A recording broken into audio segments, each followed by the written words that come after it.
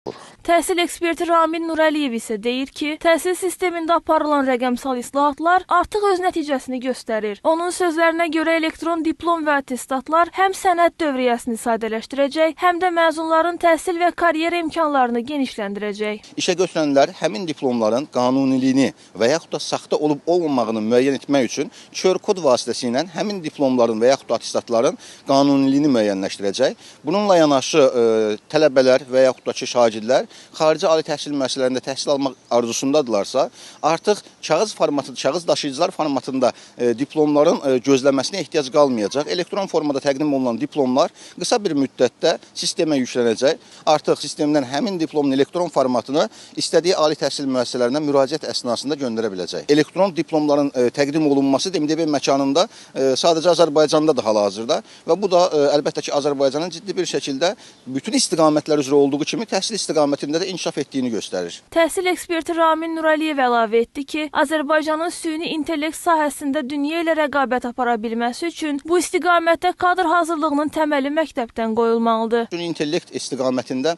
hal-hazırda Azərbaycan ciddi bir şəkildə həm orta ümumi təhsil məktəblərində, həm də ali təhsil müəssisələrində süni intellekt ixtisaslarının və fənlərinin açılmasına təşəbbüs göstərir. Bizim həqiqətən də orta ümumi təhsil məktəblərində potensiallı şagirdlərimiz var. Biz bu fənlərin tədris olunmamasına rəğmən şagirdlərimiz ciddi bir şəkildə sosial platformalarda süni intellekt proqramlarını hazırlayıb paylaşırlar. Əgər belə bir potensial varsa, orta ümumi təhsil məktəblərində bu istiqamətdə şagirdlərimizə dəstək verilərsə, süni intellekt dərsləri keçirilərsə, eləcə də ali təhsil müəssisələrində artıq bu ildən başlayıb, ali təhsil müəssisələrində süni intellekt ixtisasları açılarsa və bu gələcəkdə bizim artıq süni intellekt istiqamətində dünya nəhəngləri ilə rahat bir şəkildə rəqabət aparacağımızdan söhbət açır. Təhsildə